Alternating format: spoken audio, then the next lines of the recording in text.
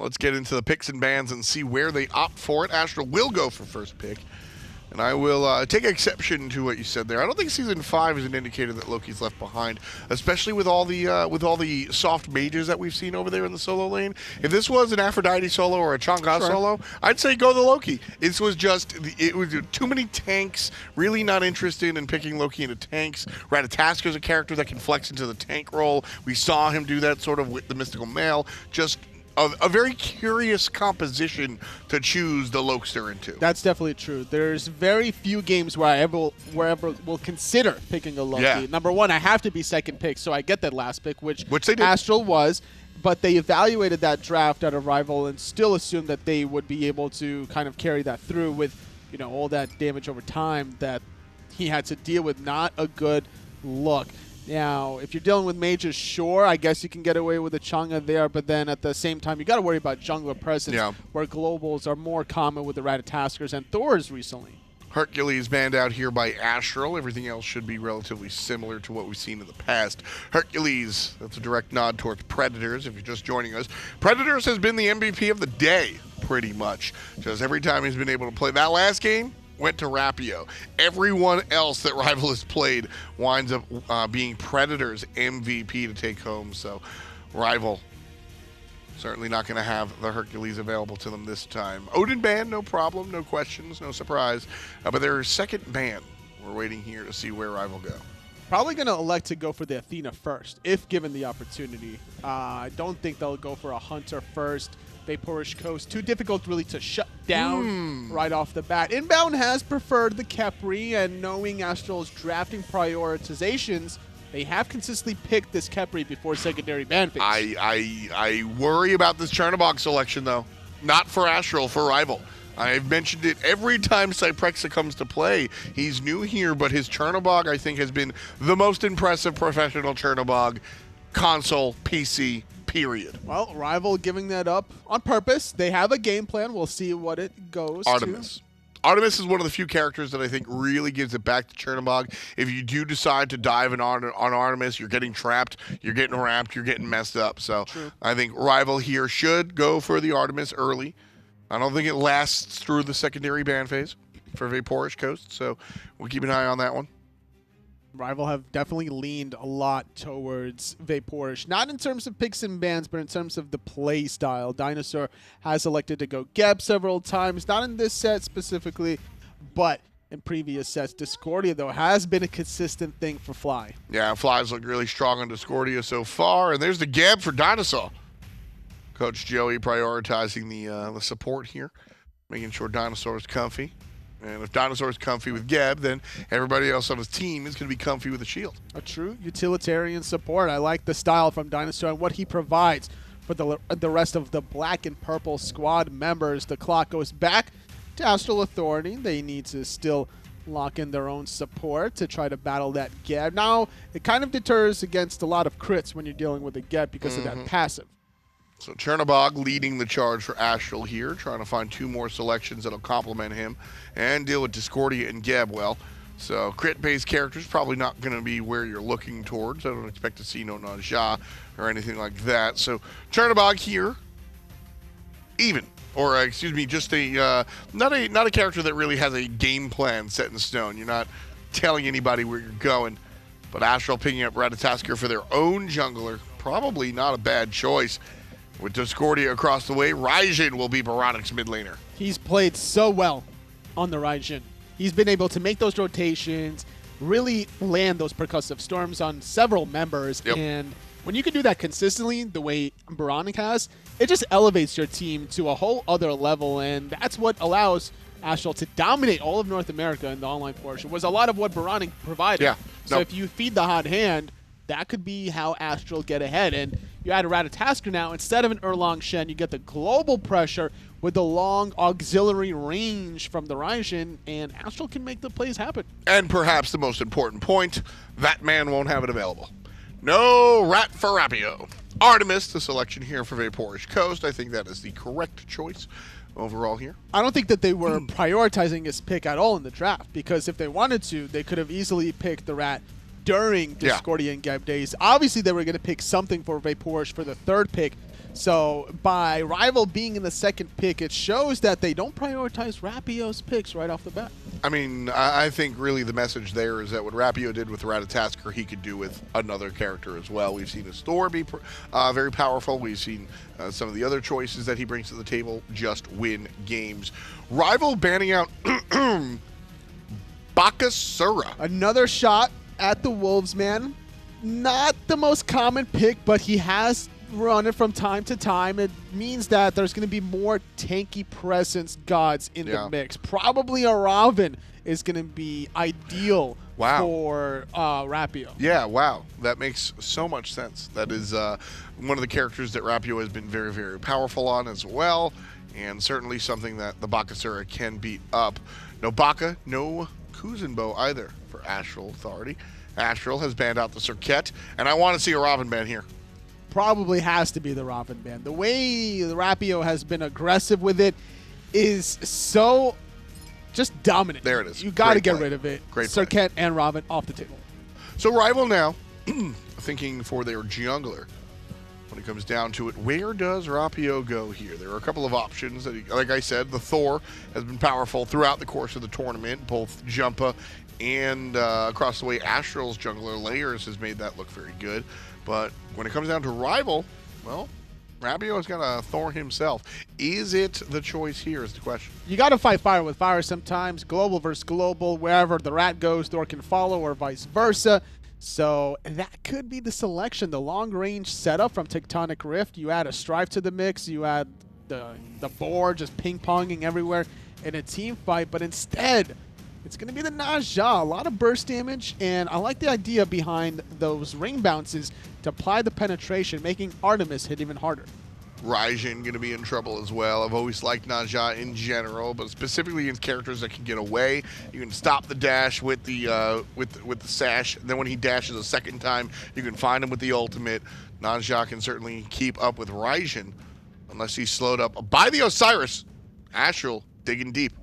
I like this pick. Wolves is going to be aggressive, but more importantly, he's going to shut down a lot of this late game damage. He's either diving the back line on multiple members, making sure Artemis gets tethered.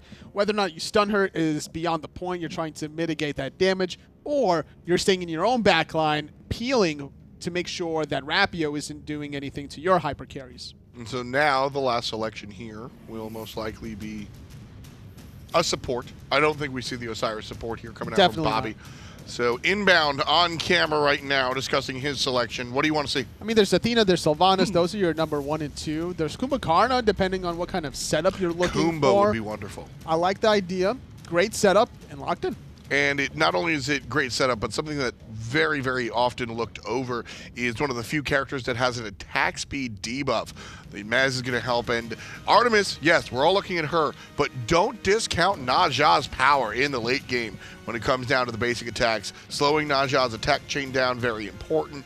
Getting crit by that last hit on the Najah attack chain, Anatoly. No. You feel it. Yeah. Please, no. Yeah, I've watched players get hit for 1,000 with one basic. Cerberus gets locked in for RvL. Adding more pressure and damage for Predators is never a bad thing, the way he piloted in the last game. Soloed Cyprexa a couple of times once he started rotating into that dual lane after already a lot of ganks from Rapio, after also another solo kill from Vaporish Coast. That was just spamming that laugh, spamming that taunt, making his presence definitely felt on the battlefield. Rapio, once upon a time, when he first started playing here on the console scene, surrounded by many different players, one of which was Gnome, Najah was one of his go-to characters, and we've seen him kind of change god pools over time, but Najah is one of those characters that you just don't leave in the dust, right? He's always a part of you if he's ever been a part of your god pool. It's just, when can you bring him? Meta be damned, Magi's Cloak be damned, right? So when it comes down to it, RvL right here with the Najah, this is a very exciting pick for me, totally. One, I just like watching the damn character. I think he's fun to watch. But two, like I said, I mean, this is another one of Rapio's just great choices. It takes a lot of mechanical skill to make this god work in the right hands, in the right environment, and I think that Rapio is definitely a capable player. Yeah. Another one of his go-to gods that we haven't seen very often is the Fenrir. Sure. Another god that takes a little bit of, timing to land the jump, being able to know when you can commit to the brutalize and when you got to cancel it a little prematurely. And that's what makes Rapio regarded as one of the best console junglers, not just in his region, but also North America included in the world. Across the way, Layers, of course, no slouch. AstralAuthority has been very, very successful off of the back of this player. So, is it enough? Will we see a game 3 is what I ask you guys out there in Mixer Chat, or does RvL just take this? Honestly, when I'm looking at these two drafts, I'm leaning a little bit on Astral, simply because of the Ratatasker versus Naja. Ratatasker is definitely more forgiving if you make a mistake. With Naja, when you miss your ultimate, it is very punishing. You're able to just commit and dive, collapse on the Naja, making it more difficult to get out of the action. Yeah, it's much like a Sobek, where we've seen the missed pluck, and then you just get destroyed. The Naja, of course, I think has a couple of more tools than the Ratatasker outside of the global or the semi-global ultimate. Ring bounce, one of the lengthiest tooltips in the game. Protection, shred, movement speed, anti-movement speed across the way, plus the raw damage that you're doing in the middle of a team fight. I mean, the ability to get the straggler kill. You ring bounce the guy next to you to ring bounce the guy running away. That's something that we've seen a lot as well. Naja just has so many tools, and I'm very excited to see him here on the side of RvL, but Layers of Death on the other side on the left. I mean, this guy, no slouch himself, Ratatasker in his hands. This is a game that Astral absolutely can bring to game number 3. I agree. I think that the global pressure is the key to success for Astral, not just with Layers on the Rat, but also Chernobog on Cyprexa, looking for any sort of early rotations in the solo lane, because knowing how aggressive Predators has been consistently this 2 sets today already against both Flashpoint and AstralAuthority leads me to believe that nothing's going to change in game number 2. So maybe we'll see some living nightmares in that solo lane. I don't think anything should change in game number 2. I mean, Predators has won every single game that he's decided to play this aggressively, and don't swap it out. Keep on keeping on is what RvL fans are saying to the players on screen right now. And looking at them and Coach Joey, RvL really haven't made too many missteps. If you're Astral and you're praying for them to make a mistake, I think those prayers go unanswered. If you want to get to game 3, you have to do it just by raw victory. I think that they have the tools available. Osiris is great at holding his own, not like a Loki where that's looking to farm early game, carrying the late. I think Osiris has the early game potential. And the changes for the Mixer poll results, a lot different than the last game where it was 66 versus 34. Yeah, I mean, Team RvL with almost 80% of the fans behind them right now. AstralAuthority did not look strong in game number 1, but, if you've ever trusted me on this desk, trust me when I tell you that I don't think game number 1 was really indicative of what Astral can bring to the tournament. They definitely can play a lot better than that, but I think that giving up that first game was so unnecessary with that draft that now Astral might have been putting themselves in a hole. Because even if Astral win this game, they still have to go through a third game, and that could be a little mentally taxing on you, where RvL's games were very clean, cut, and dry without too much struggle. At least it was quick. Right? Game number 1, about 20 minutes, 21 minutes, right? Easy in and out. At least it was a quick one. I think that weighs much heavier or much heavier on your shoulders if you're sitting there with 40 minutes of gameplay. You'll lose after you've been winning the whole time. You know what I mean? Yeah. I think that there are worse losses to have taken. And although you got absolutely beat down, I think that's the difference between what we do here in esports world and traditional sports, where it's more physical, where the longer game, the shorter games, I mean, you're just not as burned out, right? You're more mentally challenged than physically, but it's still going to impact you to the point where you have to be able to brush it under the rug and then move on to game number 2. RvL here certainly set up to take this one. I think that a lot of these people have looked really, really, really good. Fly, on the other hand, has been just, what do you do with this mid laner? I mean, how do you control him? Are you expecting Ratatasker to be in the middle lane a lot? It has to be the case, because Discordia is a little bit too free to do Discordia things if left unchecked. Ryzen has the range, Ratatasker has the range, and they certainly have the damage. Naja in the mix, but keep in mind, when you're grouped up against Discordia, now all of a sudden Rapio coming around the corner, ring bounce galore. Well, folks, we're getting into game in just a matter of moments. A little brief technical difficulty. Astral and RvL want to make sure that everything is all good for these guys. And I'm sure you guys do as well. 80% of y'all rooting for RvL here. Or maybe not rooting, but just expect the victory. I think that's an important distinction to make here. But at the end of the day, AstralAuthority, this is a team that is going to be tough to tussle with. So I don't think game number 2 is guaranteed to RvL in any way, shape, or form. It's going to be important to see how the early game pans out. AstralAuthority on the Osiris for Wolves versus Predators, Cerberus. That Guardian versus Warrior matchup historically favors the Warrior, but I think that the way Predators has been playing it with the rotations from Rapio doesn't always dictate that fact to be true. Yeah, that's certainly true. These guys have been really tough to deal with as far as their aggression is concerned. RvL, I'm speaking about. Astral, on the other hand, have to find their stride. We're going to go look for it. Brief break. We'll be right back with more action. Stay tuned. We'll be back with the SCL. Believe it or not, we're back here, folks. Sincerest apologies in all seriousness. Sometimes these things just happen.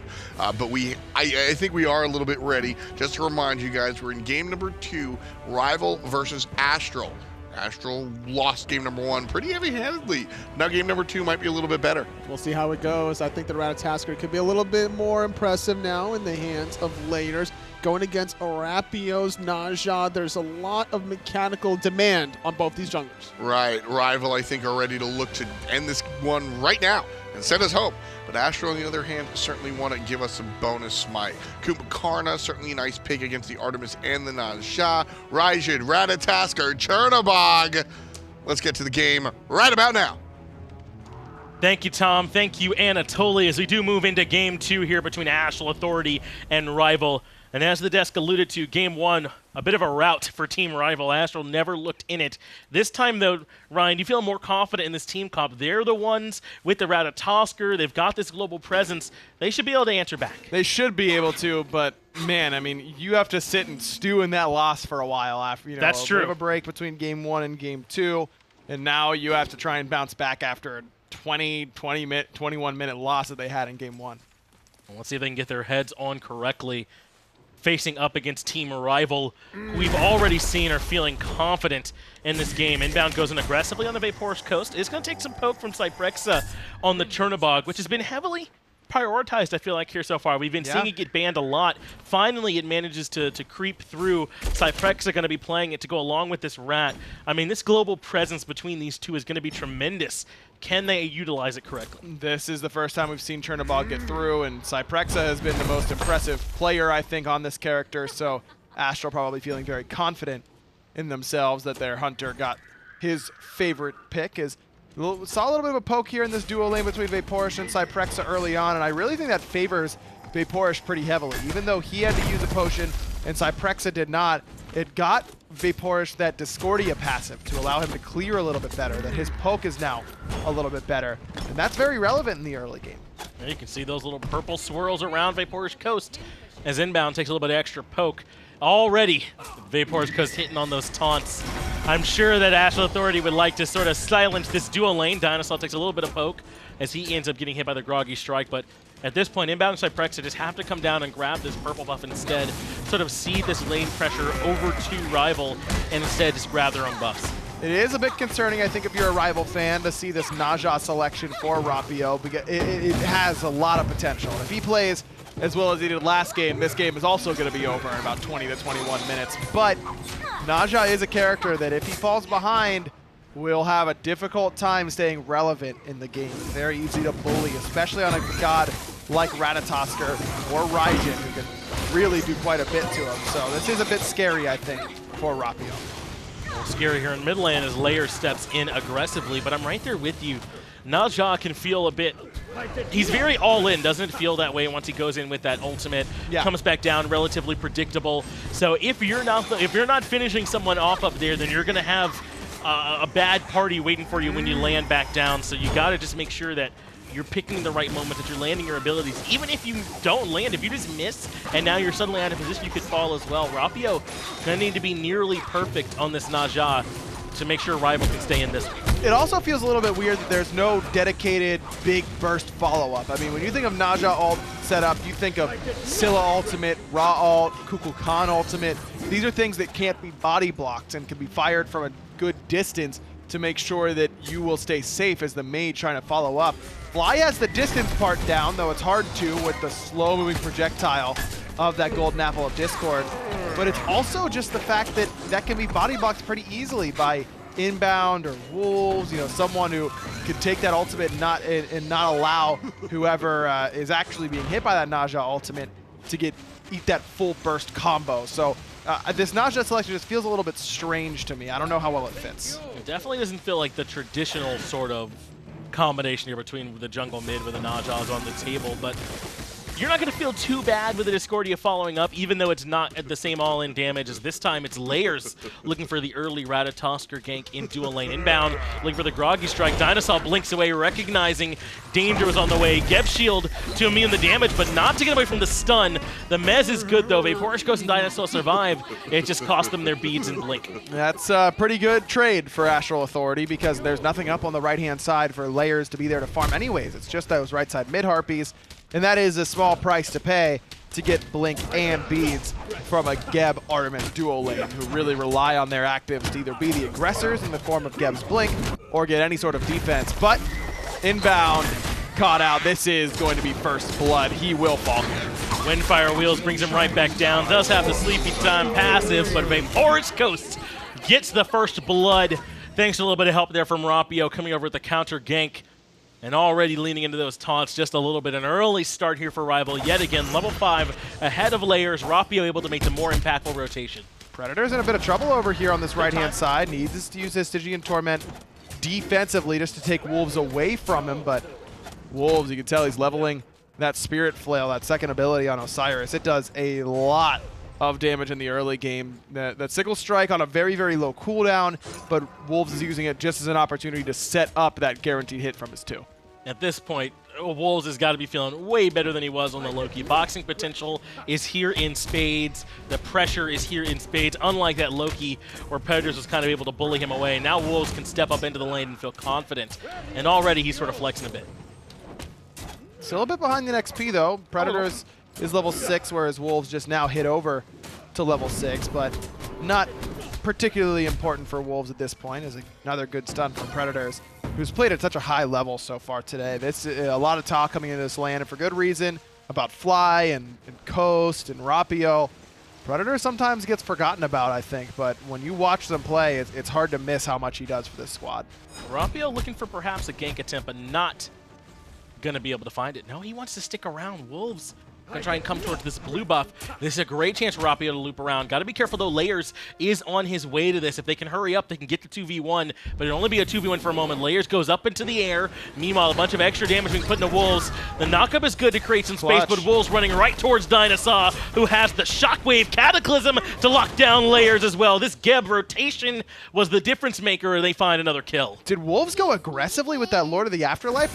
I think that he ulted onto Predators to try and keep the aggression going, maybe trusting the Layers was going to be there sooner than he really was, because Layers was pretty hesitant on using that ultimate to get involved on that right-hand side, but all that pressure, all that box capability that Wolves had that we were just talking about might have just gone out the window with Predators getting that assist on the kill for Rapio. It is going to make things this much harder, and already, even with Layers this time on the Ratatosker, the jungle impact is just different again, isn't it? It's Rapio who is the aggressor. Even though Layers did go make that gank attempt in duo, they commit everything from DineOhSaw and Vaporishkos and make it back out, but he's the one that comes back in, finds the kill in solo. It really has felt like that's been the big difference maker. Bit behind in XP for just about everybody right now on RvL, but Inbound eats an apple. Ult on the DineOhSaw here from Cyprexa, excuse me, is full commit. Nice stripe from Fly. Got some good damage off, but Inbound gets the kill. Rapio and Fly just a little bit hesitant on getting in there to commit to help their support, but that's good recognition that RvL's ultimates were down in that spot. They knew Rapio's ult was down from the right-hand side. They knew DineOhSaw's ult was still down from that right side skirmish, so they took advantage, and what seems like a pretty heavy overcommit can't really be punished that heavily because the best that's going to happen is a lone Discordia ultimate, which Inbound took anyways. Yeah, very curious engagement there for RvL, not really so much for Astral. I think that started off with DineOhSaw kind of just rolling forward in the mid lane. Once they realized that rollout was down, it was not too big of a deal to commit onto the Geb at that point. I suppose he was looking to try and initially get that fight started off in favor of RvL, thought better of it, but the rotation ends up catching him out. Now it's RvL giving up a kill. It is just from the support. Does go on to Inbound as well in the end. He's the one who gets credit for it, so not as bad perhaps as it could have been, but a little bit now slowed down as RvL. Rapio has spent a lot of time on this right-hand side. Very similar to last game, isn't it? Where his first gank of the game, duo lane. After that, chillin' solo for the most part. Make sure Predators is nice and comfortable and that Wolves is behind. Usually you think of Osiris as a god that doesn't really depend on his blue buff too much, but he's pretty low on mana right now and therefore pretty susceptible to a gank from Rapio should he choose to go over there. Yeah, they're committed to it. They've got a ward down there as well, so they know when he's around, when that buff is up, so they can repeatedly look for those invades. So that's not just a one-time thing. They're looking to try to make life hard for Wolves as Inbound comes in a little bit aggressive. Cataclysm committed. They want to take down this Kumbhakarna. Knockup is going to help try and keep him alive inside the Sleepy Time passive, but even Geb can kill him here if he has the autos. Vapor's Coast, of course, slips in to take the kill. Oboronic, though, with the Taiko drums, wants DineOhSaw, who's just out of range. Cyprexa can't find him either, and he gets out scot-free. Oh, Oboronic, I don't think he's getting out scot-free. Great Good ultimate, beads. better beads from Oboronic. That Bancroft's talent does some work, but not quite enough. As Rapio gets the cleanup kill, Cyprexa was able to sneak through the shadows, literally, in order to get out of that one. But big commit there from Inbound, just a little bit late again from Layers to get in there. And whether it's Layers being late or his team being too early, all I know is that they aren't in sync, and that's really cost them. Yeah, man, you can't be Backstreet Boys here and expect to try and make this work in your favor. Okay, just hold a little on. bit too far there from Inbound. You were an NSYNC. You were definitely more for NSYNC, weren't you? Yeah, NSYNC, yes! You were a Backstreet Boys guy? Of course, they were the better band. Okay, who's relevant still now? Justin Timberlake. Absolutely, we're done talking. Really? Just because one member of NSYNC had all the talent, it couldn't make up for everyone else in the group? Backstreet Boys were a cohesive unit, a true team effort. Yeah, a nice subpar cohesive unit.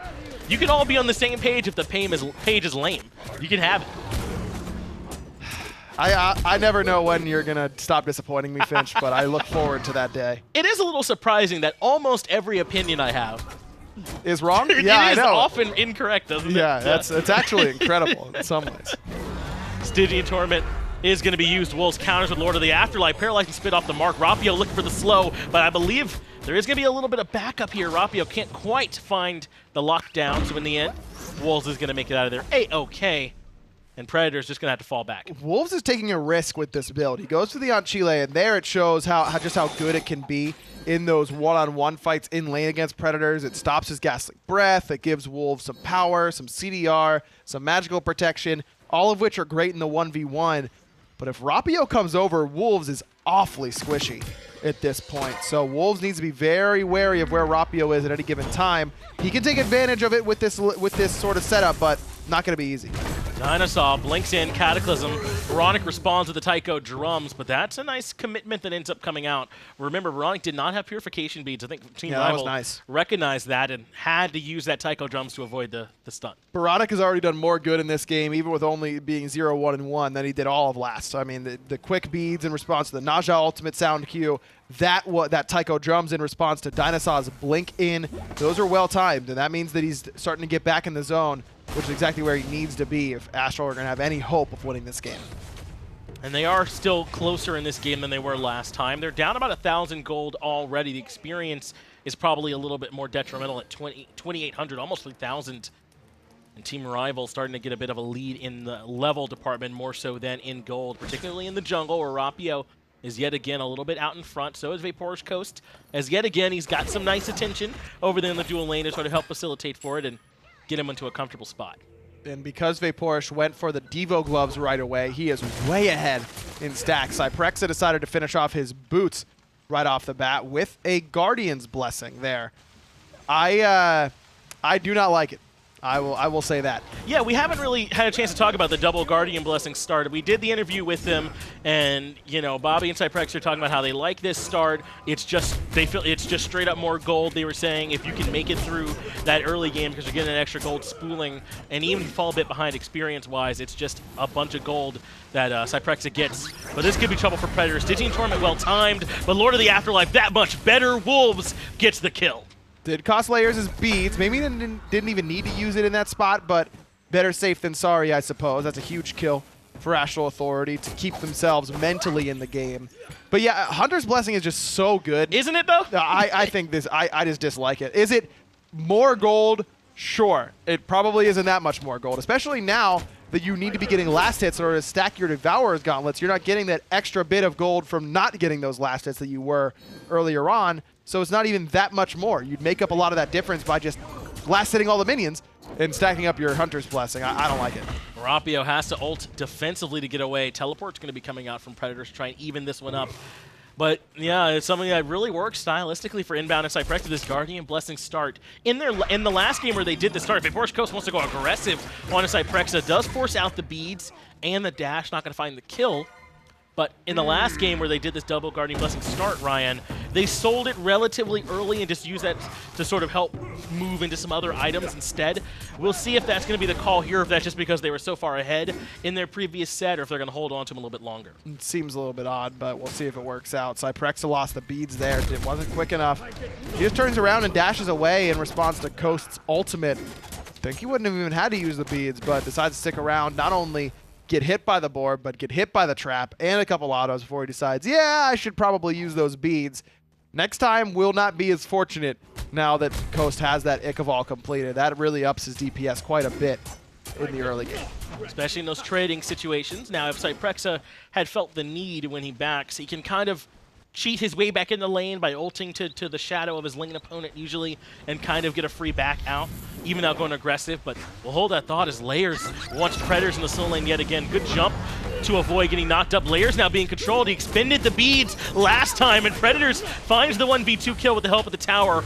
Wolves is going to make this a 1-for-1 trade as DineOhSaw and Fly get interrupted on their path. They're now looking for Inbound as they drop down the apple. Cyprexa's here, but Fly's able to get out a lot of those Tycho drum shots. Cyprexa keeps the chase going, and he's going to get himself a kill. Good interrupt on the DineOhSaw as Vaporish and Rapio, they're not coming to help, cuz. The Gold Fury, that's going to be going down in favor of Team Arrival. The rest of them are not here. Inbound is going to get that passive proc. They are going to get the kills over in duo, but Astral, or rather Rival, make the right response by going for Gold Fury and not evening up those numbers. And Fly sticks around to get off the unruly magic damage there as well and ends up dying. I think that Astral's likely okay with that trade. 3 for 1 and a Pyromancer for a Gold Fury is a worthwhile trade for AstralAuthority, if only for their own mental well-being at this point. You know, that understanding that, yeah, we can kill these guys. We can fight with them and actually come out on top. And I think that is starting. You can tell that Astral's playing a little bit looser now, right?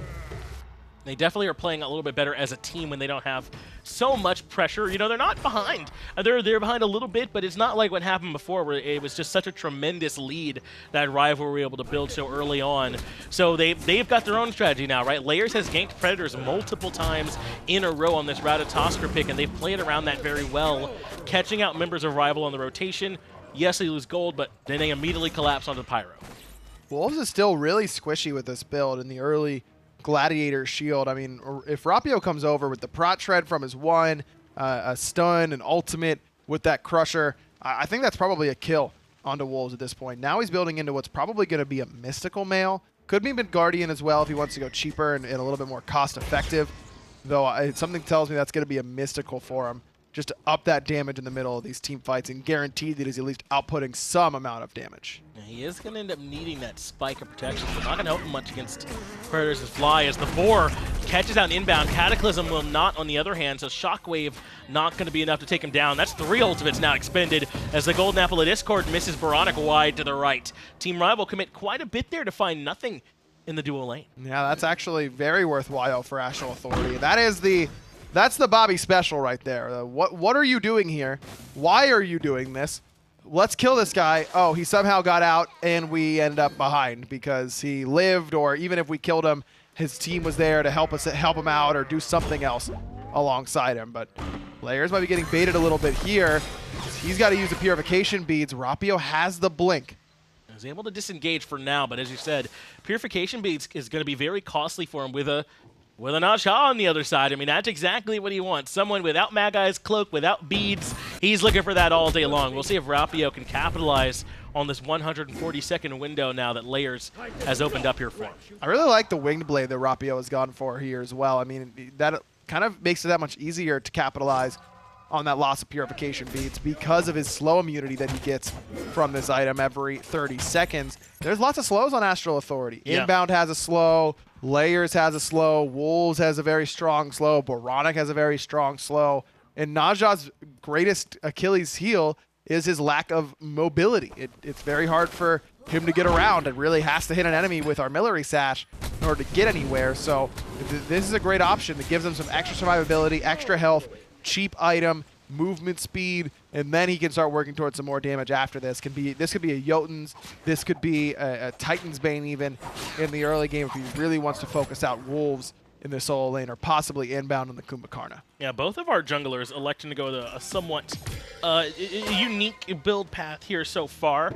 Layers electing not to go with a dedicated pin item early on here. He has the Unkile, has the Hydra's Lament to try and give him a little bit extra damage, as well as, you've already mentioned, Rapio has the Wing Blade. So trying to fill slightly different roles as Layers has clearly been trying to facilitate against Predators over in the duo lane, or the solo lane rather, and being the one that's trying to get this fight started up. This cooldown is really what he wants more than anything. I really think that not going for a huge pen item next is going to hurt Layers, though. I mean, he could get Heartseeker, which has some pen, blink forward from Rapio. Is looking for Layers without those beads, but off the mark on the Sash. I think that Layers is really going to miss out on a Jotun's Wrath or a Crusher of some sort.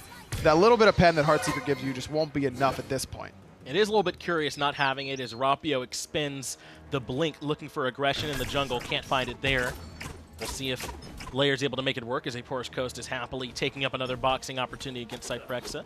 Relatively even trade between the two of them, but Cyprexa wants more. He's going up into the air. The ultimate does come out from Porous Coast, but Cyprexa waits it out, but not enough. The board catches him. Beads are used to get him away from Layers and Aegis, and now he's looking for the turnaround. DineOhSaw can't lock anyone down. Porous Coast survives. It's a cute idea by Cyprexa, but that boar is going to stick around until it finds a target, and it was just waiting for him as soon as he came out of the wall. I think you just go for the pre-beads in that spot, except that you have to lose them if you're trying to get that kill on a Vaporesh. Yeah, him not being there is just enough for Porous Coast to be able to escape from Layers. Layers does force out, of course, all his relics, which could make a Gold Fury fight here easy in the next 2 minutes if they want to go for it, as Rapio takes a little bit of punishment as well, but holds on to his beads. In fact, Wolves now could potentially be the target. As you mentioned, not quite as tanky as you might expect, but he does use Lord of the Afterlife and escape. Particularly a 50-meter Fly, who again has gone for Divine Ruin, and I was buying it against Terra, not against this team comp, man. I guess it doesn't matter what platform you're on. EU mids love their Divine Ruin. Inbound's going to be put into the sleepy time right away here with that passive. Gold Fury has been leashed. Porous Coast draws first blood, and Rapio follows up by removing Wolves. The frontliner's already missing. Layers going to be the next one on the chopping block as Predators is right here. Blink forward. Ghastly Breath won't land. They go back to the Gold Fury and allow him up onto the tree in time to disengage. But Rival gets the gold. Again, able to walk away with the objective. That's 2 Gold Furies now for Team Rival. Inbound is just in there far earlier than everyone else, and it's a lot. We talk about it a lot. That's his play style. He's always there first and willing to die and all that kind of stuff. But at some point, your team either needs to be there to back you up or you need to wait. And that isn't happening right now for Astral Authority. And I'm tending to side with Inbound in this one, that Astral seems a little bit gun-shy right now. Fire Giant should be going the way of Team Rival. 21 minutes here into the game. Oboronic zoned out by Predators. Layers could not make it there in time. It looks like Cyprexa was able to push up in duo, but Team Rival now up 5,000 gold, and they did it in a hurry. This game was essentially even a minute and a half ago, and now Rival in the driver's seat with plenty of gold to be farmed from the map in the form of these tier 2 towers. In fact, all the towers still available for Rival to go knock down. And this game has really been a lot slower. This game was over at this point than in game 1. Like literally over. It still feels like Rival has all the momentum, doesn't it? And instead of Rapio's just killing everyone by himself and setting everyone up for success, Predators and Coast are so far ahead because Rapio did it all for them. Rapio's done a lot this game, 3-0 and 2, but not very high on the player damage charts. He's kind of been chilling. Predators has been under some serious pressure, 2 deaths in lane, but still done a great job in these team fights. Fly's look good, Coast has looked good. It's just been a team effort for RvL. This is almost scarier, I think, if you're going to go up against this team again, if you're Astral, or again, if you're Flashpoint, I suppose. Because where do you beat them? Well, they're going to try and make it Predators with a 4-man dive underneath the Tier 1 tower, and even Predators, as good as he is, not going to be able to survive that hard of a commit. The rest of RvL, though, going to push down the Tier 2 tower and left. This is about the best Astral can ask for, is just to trade all of this out with Team RvL, which it looks like is going to be the case. But they can't trade fast enough. They don't get the Tier 2. No. They have to back. You have to stick those backs as soon as you get Tier 1. No way you'll get that Tier 2 in time. And now they might lose a Phoenix without a whole lot of contest. Minion Wave does fall in time, and Wolves going in on to Coast, who has the beads and the ultimate. Beads go first. 50-meter fly is not here, though. That's why there hasn't been a ton of damage placed onto Astral. And the first one that falls is Wolves of a Forest Coast. Gets a triple kill. He's the one with his name up in lights. oBoronic avoids the apple, but Cyprexa sets up the quadra kill. Can the kid find another penta kill? Forest Coast, penta deicide comes out for Team RvL, and they're going to take the set. The Penta Kid strikes again for Team RvL.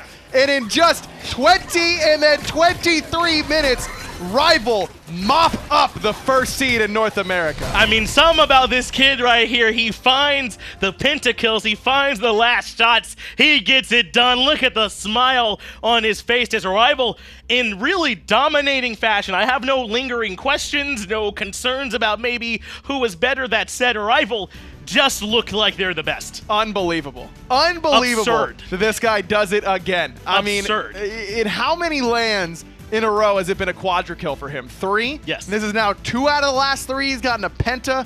That's absolutely insane. This dude is just a beast. All of RvL look like they are just too good right now. And you already highlighted it, right? It wasn't that RvL kind of ran away with this one. I think the reason it felt so much the momentum was in RvL's favor was because everything Astral tried wasn't working. Right? It's like repeatedly Vaporus was surviving gigs, repeatedly Predators was getting away, or they're answering back. It's not so much they were losing, but it's that they kept kind of running into the wall.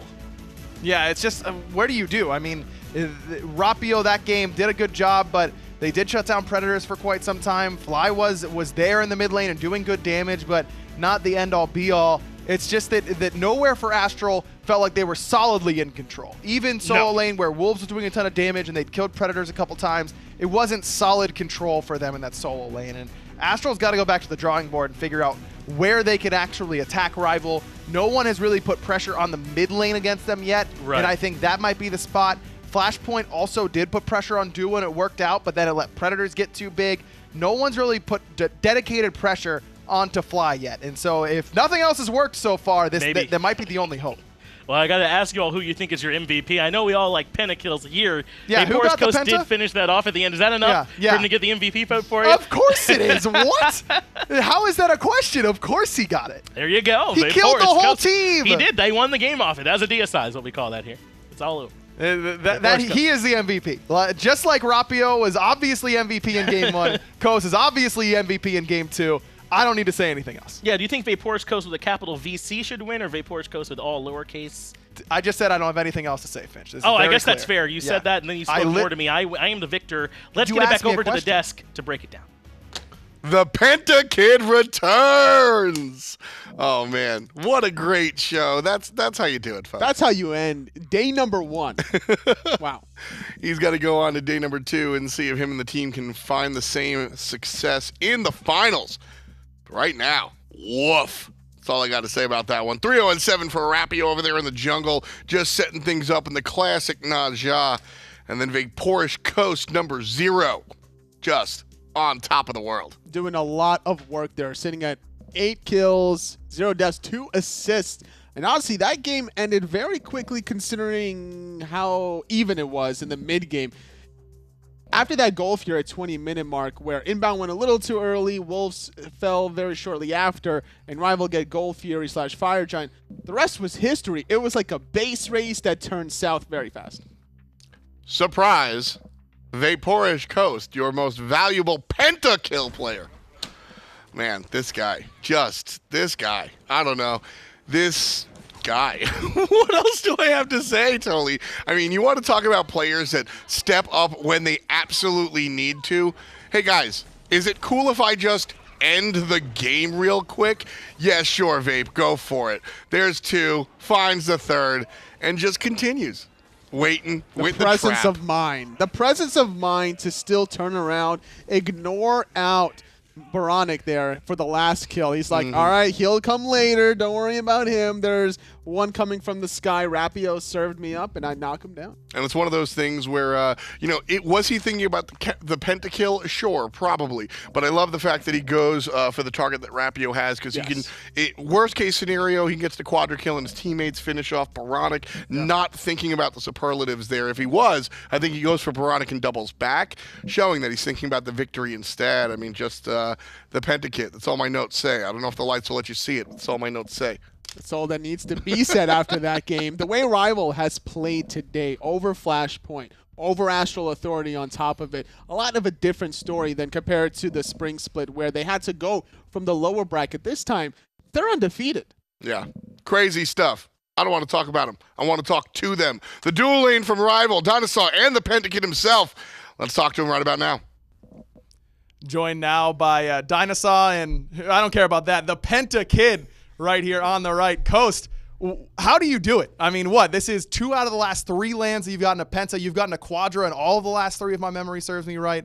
What's the secret, man? Well, I said before the game, I'm the best player on the team, and these guys just aren't on my level. But I mean, when they do get on my level, like, they may be getting triples, but not yet.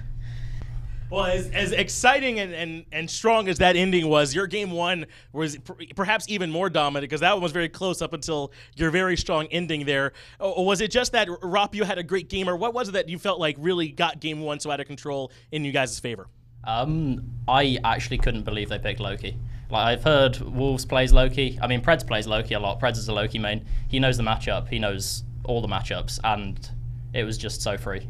They had no solo pressure, and Wolves need solo pressure. Without that, I don't think their team's that great. So, you went up against these guys during the spring LAN with a different ADC, and you had some games that weren't as close, some games that were a bit closer. How different is this team now, and did you expect a little bit more than 2 23-minute games in this set? I think yes. Covey, their old ADC, got a lot of stick from a lot of people for being the weak link and the reason they lost. We don't think he was the reason they lost. He didn't play great by any stretch, but they had other problems, and as you can see, I don't think they've been fixed. I don't want to say too much because we haven't won the event yet, but yeah, I expected a little bit more. Well, after that dominant performance, that does mean Astral's going to be going down to the lower bracket. I mean, for you all, I mean, does it really make much difference who comes back up, whether it's Flashpoint or whether it's Astral that comes back up? Well, they both suck, apparently. 2 20-minute games. Man, that's a strong juice box you got there, Costa. I like it. Well, congratulations, guys. You look great today. Good luck following up on that performance, Coast, and we'll see you tomorrow. Thank you. Thank you. I love how aggro sits there and goes, good luck following up on that performance. Like, the guy hasn't done it at LAN here 2, 3 other times. That's his 2nd pentakill, and he's gotten at least 2 other quadra kills as well on top of it. I don't think repeating that performance is something he'll have any problems with. I think we need to check that juice box, honestly, because there might be something in there. It's giving him some serious powers, man. I don't even know. Well, on top of the world is RvL. Let's see how they climbed there earlier today. We saw RvL take on Flashpoint, who ultimately knocked out Revenge. RvL beats up Astral, which was what we just saw, so Astral will face off against Flashpoint, and whoever wins there will face Team RvL and their duo lane. 2 North American teams going at it yet again. Compared to how the online portion went, Astral was the heavily favored team coming from that, which is why they came here first seed. So if that is to follow, it should be Astral, but LAN, anything can happen. Day number 1 already done, but day number 2 could be a different story. I loved DineOhSaw there as well. Just very, it was respectful, but it was honest. He said, look, I don't think Covey was the problem at all. That's what everybody thought. Clearly, they still have problems because they can't beat us. I don't think there was any swagger or any intentional braggadocio. He was just like, yeah, they can't beat us. They're not as good as us. Of all the interviews that we heard today, RvL just let their actions on the battleground speak for themselves. We heard how confident McCoy's was, Inbound was, but if you're not going to beat RvL, then you can have all the confidence in the world, but you just can't get it done. Talk all you want, but walk it like you talk it and put your money where your mouth is. As Vaporish Coast and the rest of the squad did. RvL go ahead and find themselves in the finals. Tomorrow, we'll see how Flashpoint fares if they're able to beat up Astral. It's going to be 11 a.m. right here, wherever you watch your Smite. And, of course, the finals will be exciting. RvL on top of the world, and we're along for the ride. Thanks for watching day number 1. We'll see you tomorrow, 11 a.m. Peace, and much love to you.